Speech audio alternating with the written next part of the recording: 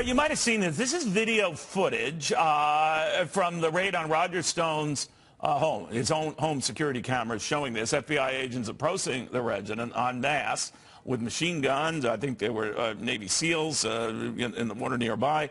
More security officials chasing after him than did Osama bin Laden. Former Whitewater independent prosecutor Robert Ray joining me right now. Was it necessary to go to the degrees they did to get him? It looks, with the benefit of pictures, to be disproportionate force. So, you know, that's an unfortunate visual.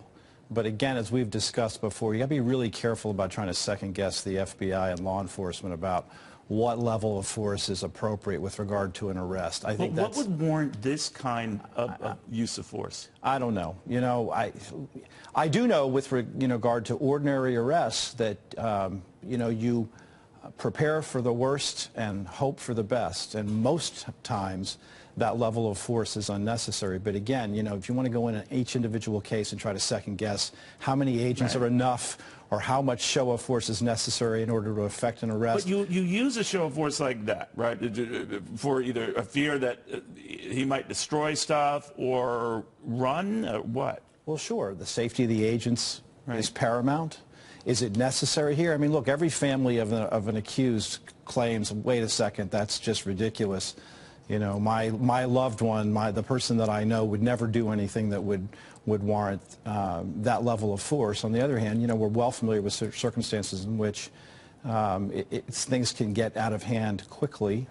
And so, again, experience has shown to be cautious about criticizing law enforcement and how they go about doing what everyone acknowledges can be. Circumstances can turn, and it can be a very dangerous job. And making an arrest is one of those moments, as any law enforcement officer will tell you, including cops that pull over motorists for speeding tickets.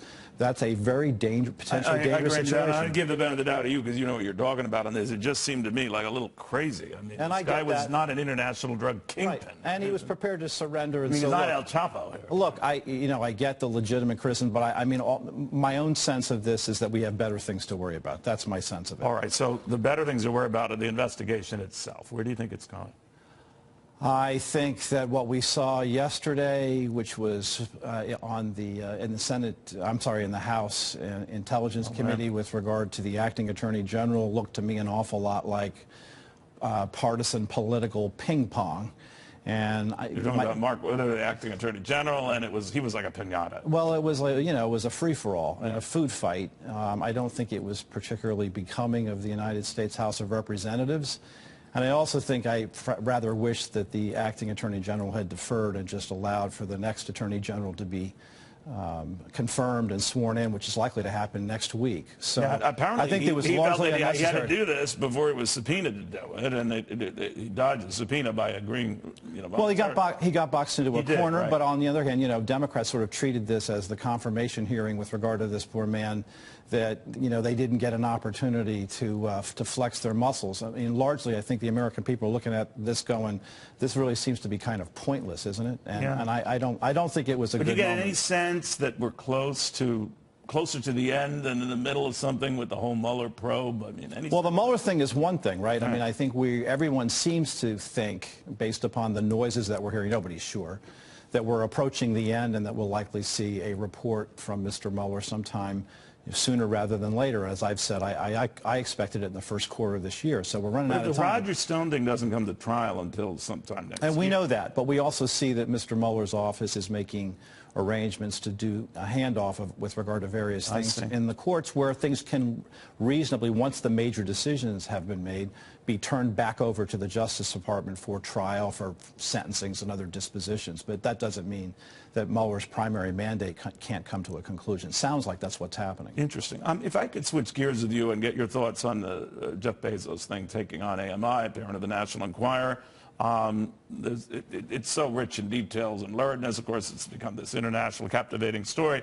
But what essentially Bezos seems to be arguing is that AMI could be doing this as a favor to Donald Trump, and that chasing after him was all in keeping with that. tough thing to really get to the bottom of. But what do you make of the whole drama? That sounds a little too conspiratorial for my taste. I mean, look, I don't have no idea. I don't know. But the one issue that has been raised is it potentially puts AMI in the position of being in violation of its agreement with the Southern District of New York, and that's, you know. What would constitute that a violation of that 3-year immunity?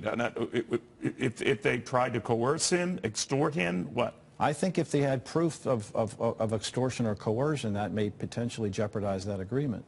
And that's a serious thing because it's a non-prosecution agreement based upon that condition. So if the extortion is threatening the Bezos folks with drop this investigation or else, that's all you need. If you can prove that, I think that may well be. The emails are a little threatening. I think that may well constitute proof of a violation of that agreement, which is a problem, which is why the Southern District of New York, apparently, from what we know, is looking into it. Now, you know, I don't want to prejudge the outcome. They'll decide what is appropriate here, but obviously they had legitimate concern and questions about what happened.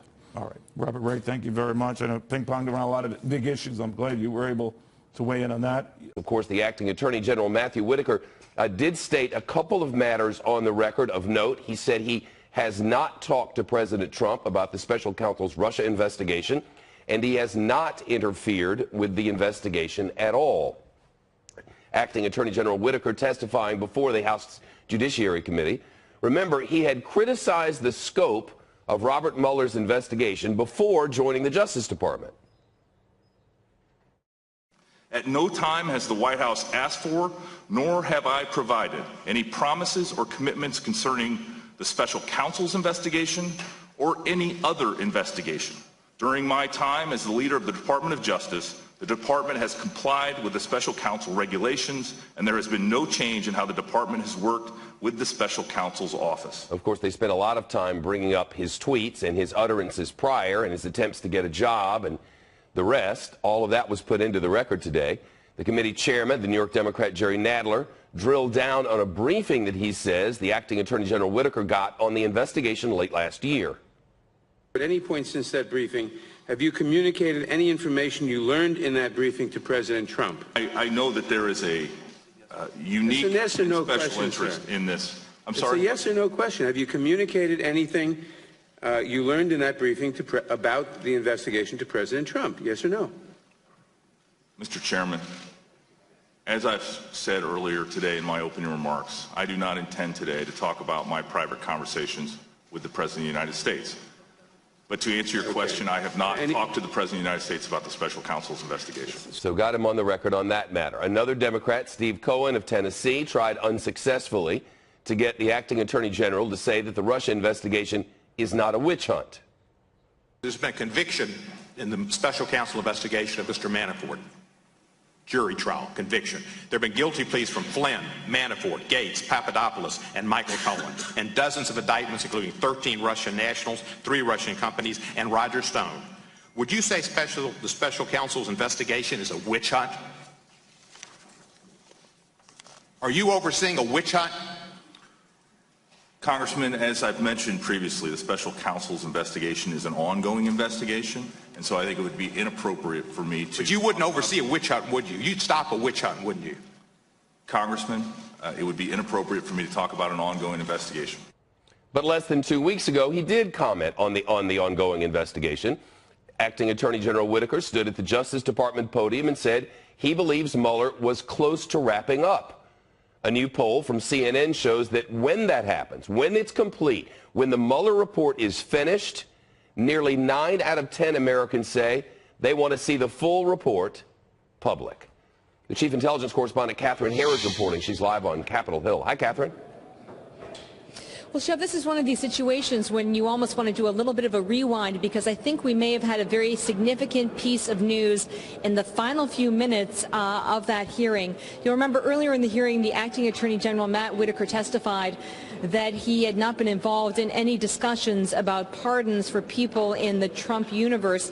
But in the last line of questioning, he was asked if he was aware, as I heard it, of pardon documents, and I believe he answered in the affirmative. This may be sort of a distinction without a lot of difference, but I think this could very well be an important piece of news. Secondly, I just want to point out why the witch hunt exchange is also newsworthy, because what we heard from the nominee to be Attorney General William Barr and also Deputy Attorney General Rod Rosenstein, when they had publicly testified, is that they went much further than the acting Attorney General Matt Whitaker, and they said that in their view the Mueller case was not a witch hunt, Shep.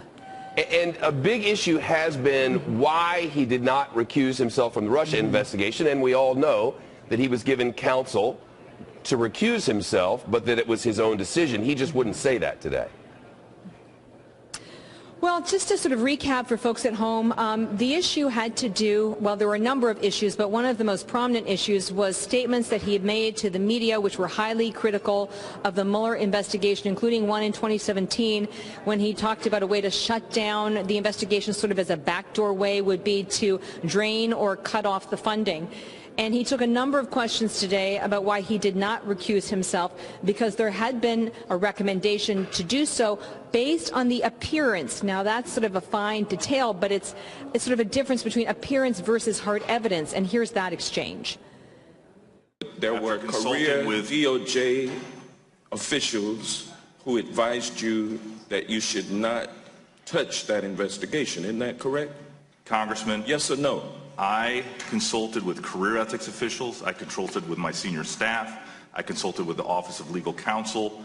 It was my decision to make. I decided not to recuse. The other thing that we learned in the last hour, Shep, is that Whitaker only expects to be in this job, he said, another 6 days, and that's a clear sort of tipping of the hat to the confirmation of the nominee for Attorney General William Barr that's expected about midweek, Shep. Catherine, thank you so much.